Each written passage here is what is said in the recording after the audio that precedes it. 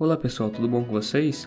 Hoje nós vamos falar um pouco sobre tabela periódica. E eu vou dar início então a uma série aqui com vocês para explicar um pouco sobre o que são os elementos químicos e sobre a tabela periódica.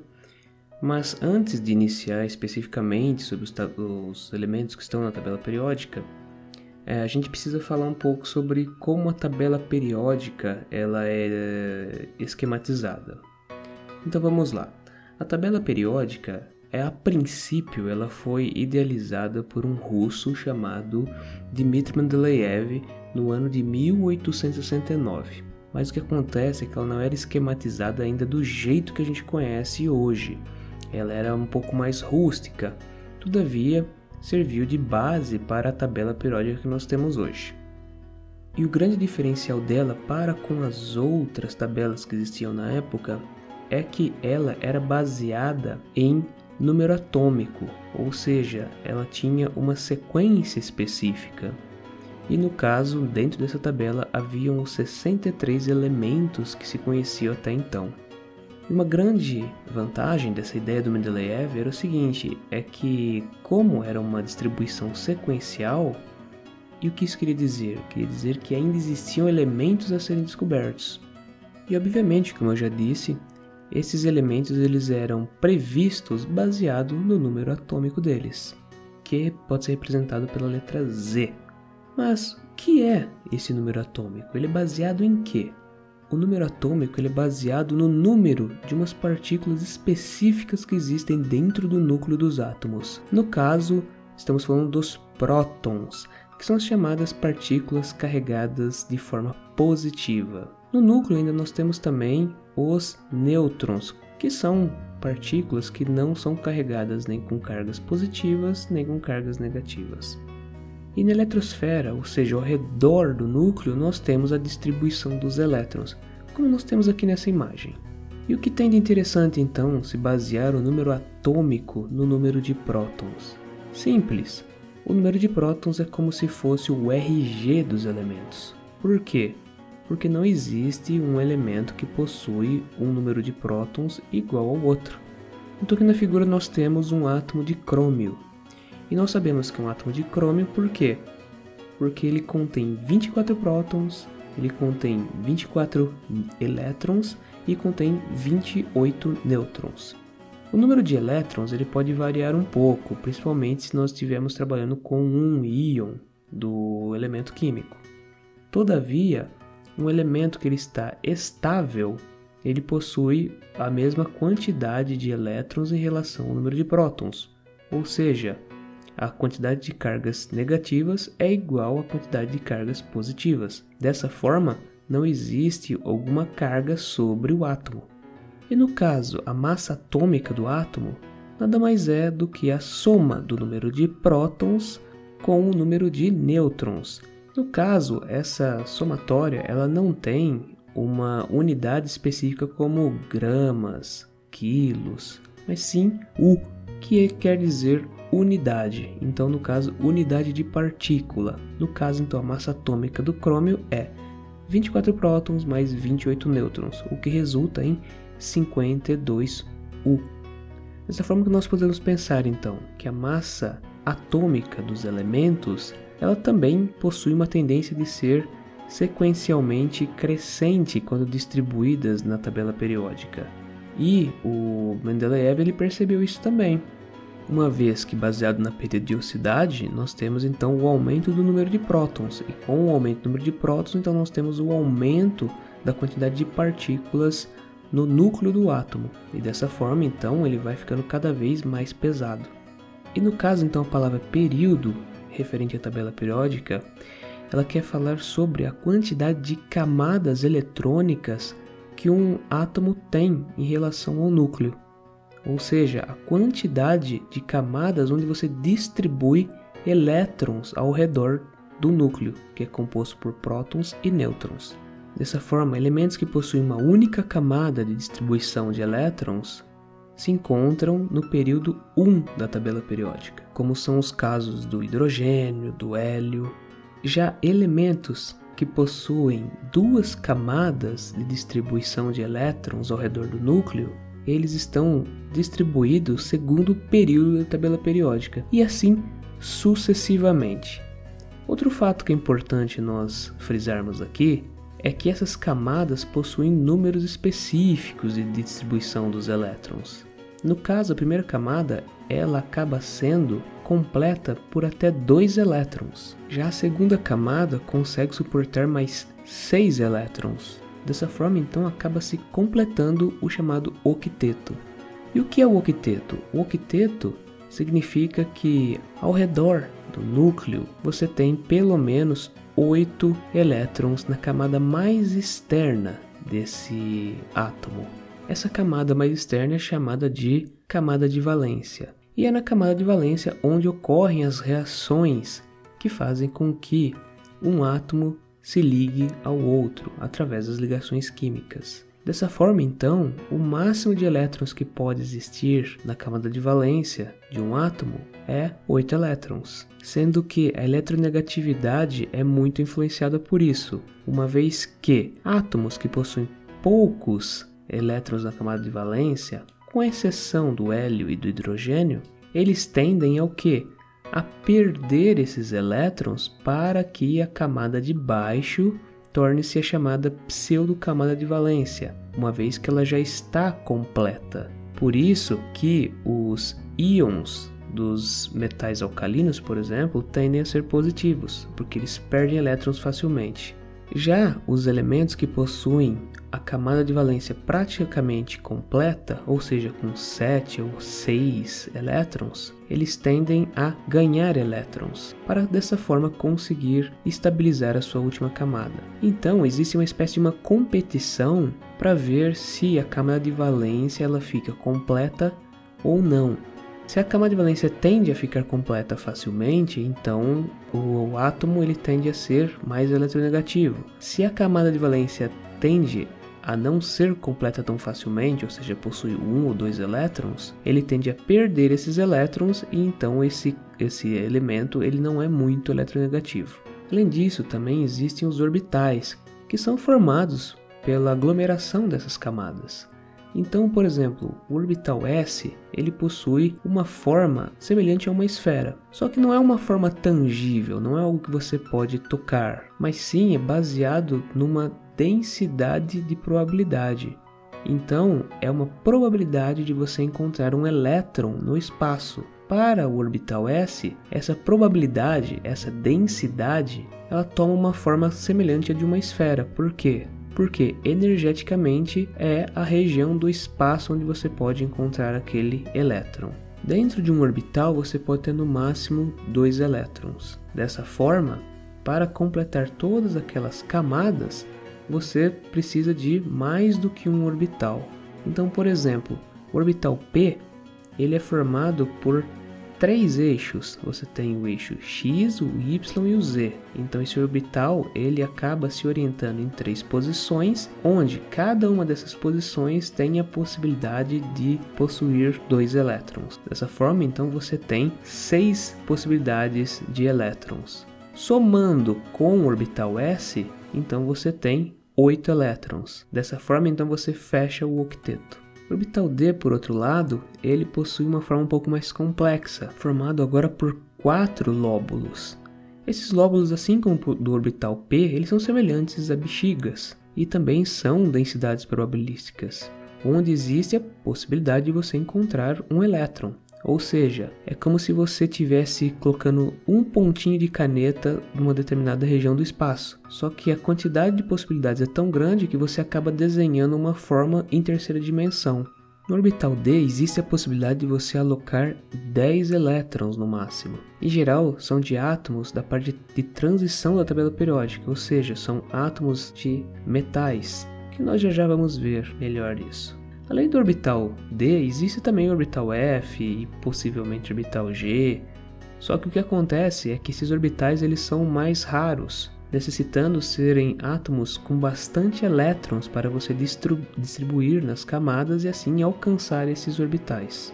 Em geral, então, esses orbitais F, por exemplo, estão presentes em átomos mais pesados, uma grande quantidade de prótons no núcleo. E como consequência então disso, haverá uma grande quantidade de elétrons ao redor dele, havendo a necessidade de alocar eles uma quantidade maior de espaço. Dessa forma, a probabilidade de você encontrar eles é aumentada. Então, agora falando da tabela periódica moderna, como nós podemos ver aqui na ilustração, nós vemos que ela é dividida em várias partes. Nós temos regiões esverdeadas, regiões amareladas, regiões azuladas, e existem também linhas e colunas. Vamos primeiro tentar entender o que são essas linhas. Essas linhas são os chamados períodos. Os períodos, eles nada mais são do que uma distribuição de átomos que possuem uma quantidade de camadas específicas onde nós temos a distribuição dos elétrons. Então aqui onde eu circulei, que é o período 4, nós vamos ter elementos que possuem 4 camadas de distribuição. E as colunas então são chamadas de famílias. E eles têm esse nome por quê? Porque esses elementos que estão distribuídos dentro dessas colunas, eles tendem a ter um comportamento muito semelhante. Então, por exemplo, na coluna que eu circulei aqui, ela tem o hidrogênio que fica em exceção, porque o hidrogênio realmente não faz parte de uma família, mas ele fica acima da família 1, porque ele tem um elétron na camada de valência. No caso, todos os átomos da família 1, eles têm um elétron na camada de valência. Esses elementos também são conhecidos como metais alcalinos. Ao lado deles, na segunda coluna, nós vamos ter os metais alcalinos terrosos. Então, são elementos dessas duas famílias que se comportam semelhantes. Em geral, esses elementos eles dão origem a bases, aos hidróxidos, como nós falamos já em outro vídeo sobre ácidos e bases. Então, todos esses elementos de uma única coluna, eles tendem a ter um comportamento semelhante. No caso, por exemplo, da família dos alcalinos, a 1A, se nós adicionarmos lítio, por exemplo, na água, ele tende a reagir vigorosamente com a mesma. Se nós adicionarmos sódio, ele vai reagir mais fortemente ainda. Se nós adicionarmos césio, a tendência é que ocorra até uma explosão. Então, cada coluna representa uma família. Elas são numeradas, né? Então, nós temos a família 1, a família 2, a família 3 e assim por diante até a família 18. Também existe a designação de família 1A, família 2A, família 3A, que é um pouco mais antiga e está relacionado o quê? Com o grupo A da tabela periódica, que no caso seriam os elementos representativos. Os elementos B, no caso, seriam esses da região central, onde nós temos iniciando com o escândio e terminando lá com o zinco. Então todo esse quadrante são os elementos chamados de transição, ou seja, são metais que representam elementos transitórios. Por quê? Porque eles formam muitos íons com valores de cargas diferentes. E como eu disse, então também tem as famílias dadas os nomes, né? Então, família dos metais alcalinos terrosos, depois nós temos lá na família 13, por exemplo, a família do boro, depois a família do carbono, família do nitrogênio ou azotos, aí a família do oxigênio ou calcogênios, a família do flúor ou conhecido como halogênios, e por fim aqui em azul nós temos a família dos gases nobres, iniciando lá com hélio lá em cima. Nós podemos ver também que temos aqui embaixo uma parte separada. Na realidade essa parte ela não é separada, ela está dentro da tabela periódica. Mas notem que aqui eu destaquei 2 quadradinhos, né? Então nós temos aqui a família dos lantanídeos e a família dos actinídeos. E logo abaixo então, nós temos um grupo aqui separado em verde na parte de baixo. Na realidade, isso daí não está para o lado de fora, mas sim, ele funciona como se fosse uma gaveta. Então, imaginem que a tabela periódica ela está pendurada na parede. Essa família que está na parte de baixo é como se ela estivesse saindo da parede, ou seja, vindo na sua direção. E todos esses elementos, então, eles possuem o que de interessante? Eles possuem uma mesma quantidade de camadas. No caso, para os lantanídeos, então, são 6 camadas, e no caso dos actinídeos são 7. Esses elementos desses 2 grupos, dessas 2 famílias, são elementos que chegam, por exemplo, nas camadas F. Outro fato importante é saber reconhecer o tipo dos elementos que nós estamos lidando na tabela periódica. Então, quando nós olhamos para a simbologia, nós vemos o quê? Que existe o símbolo do elemento. Aqui em destaque nós temos, por exemplo, o silício. Então, Si, é o símbolo dele. Logo acima nós temos o nome dele, que é silício. Depois temos um número, no caso 14, que é o número atômico dele, ou seja, a quantidade de prótons que ele tem no seu núcleo. Se ele tem a quantidade de 14 prótons no núcleo, isso significa que ele tem 14 elétrons na sua eletrosfera. Por quê? Porque nós temos aqui um átomo de um elemento que está estável.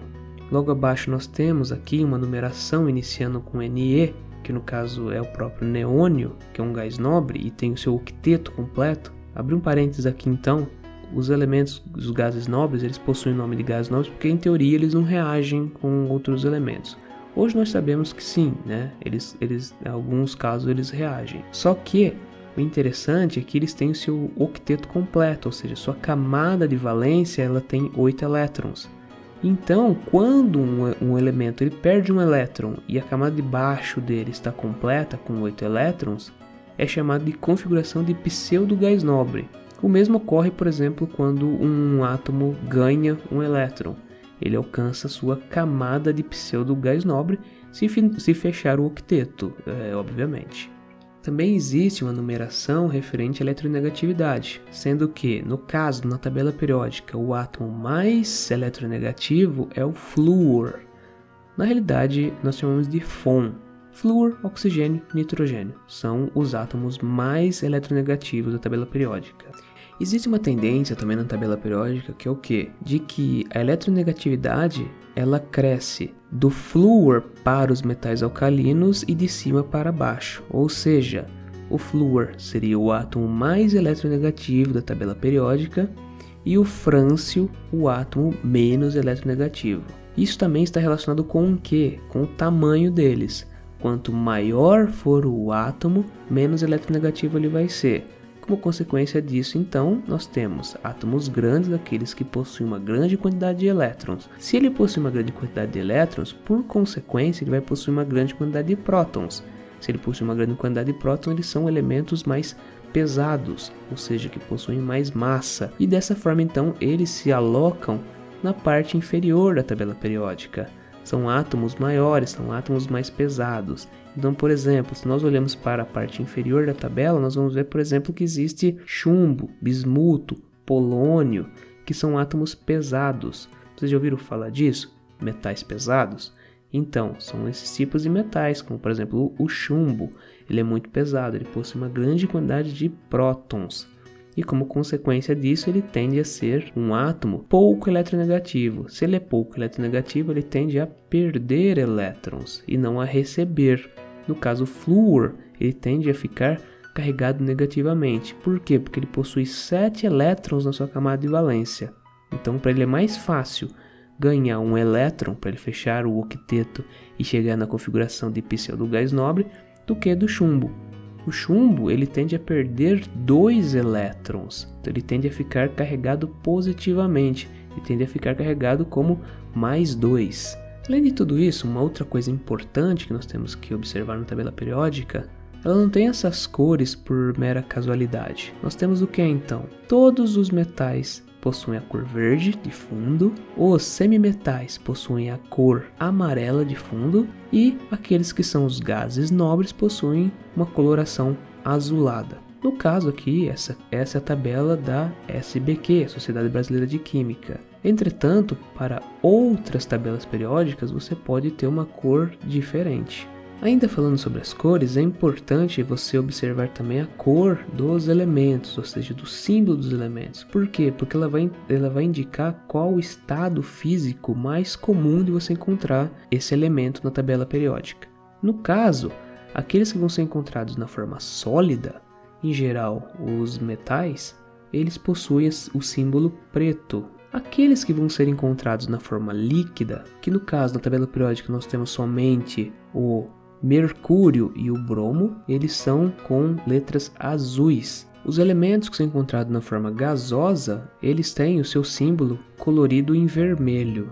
E por fim, aqueles que são chamados de elementos sintéticos, eles possuem a coloração branca. E por quê? Porque eles não são encontrados na natureza. Esses elementos eles são gerados em laboratório e duram muitas vezes poucos segundos. Então essa aqui é uma introdução bem simples sobre tabela periódica. Nós vamos começar a falar então um pouco mais agora sobre os elementos químicos, mas é preciso então dar essa introdução, conhecer um pouquinho, o básico mesmo da tabela periódica. Porque assim fica mais fácil da gente conseguir entender onde estão elementos eletronegativos, onde estão elementos que são eletropositivos, onde estão os elementos grandes da tabela periódica, onde estão os elementos pequenos da tabela periódica, quem são os elementos que são metais, quem são os elementos que são sólidos, quem são os elementos que são gases, quem são os elementos que se encontram no estado líquido. Então isso é importante de saber para a gente começar a falar sobre os elementos em si. Então desde já eu quero agradecer quem viu esse vídeo até agora. Se possível, deixe seu joinha aí, curta o nosso canal. Eu possuo o blog Licenciando em Química, que eu vou deixar o link aqui. Ele possui bastante coisa sobre a área de química para quem gosta, né? Se você quiser deixar perguntas, pode deixar aqui ou lá, né? Tem bastante matérias para vocês darem uma olhada. Então eu agradeço vocês pela audiência e até o próximo vídeo.